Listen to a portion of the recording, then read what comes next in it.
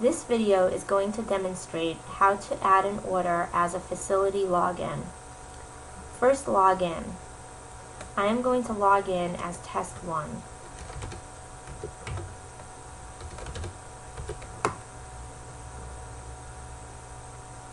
As you can see, this user has very limited rights.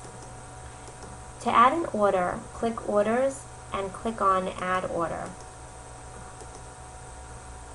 As you can see, this user only has rights to his facility and he only has rights to his category.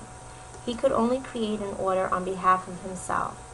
He could only select from order guides that are assigned to facilities and departments he has rights to.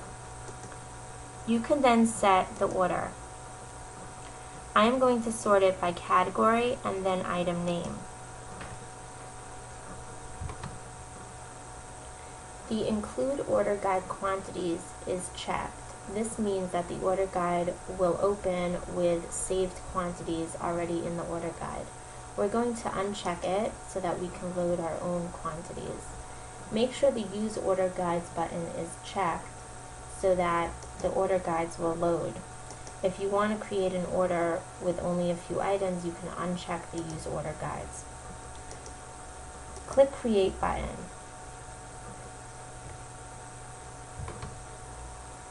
As you can see, it's sorted by category, then product name. Enter the quantity of each item that you want. To type a note, go to the Comments tab and add a note. To type a note that will go to the vendor and end up on the purchase order, click on the PO Note column.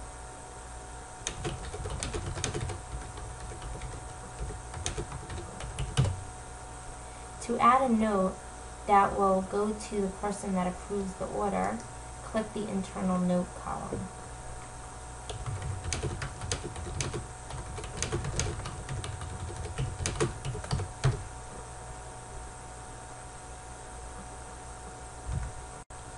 You can search for any item in the order guide by using the grid filters. If you want to search for a product, click here and pick the product you want to search by. If you want to do a more advanced search, you can click over here and choose which one. You can do contains and write the word ACE, and everything with that word will show up. You can do a more advanced search by adding another item, another contains, and then you can clear filter to get back to your order guide. You could also group by any field by dragging the field's header to the Group By area. You can open which category you want and select the quantities for the item. You could then close this by pressing the X. You can also sort each field.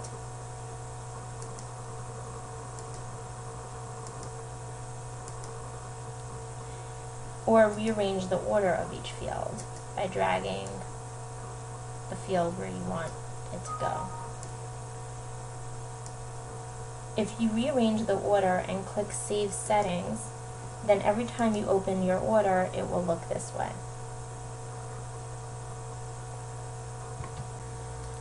If you want to save the order and then work on it again on a later date, you can click on the Save or Save and Close. By clicking on the Save and Close, the order will be saved and it will be available for viewing in the Show Orders queue.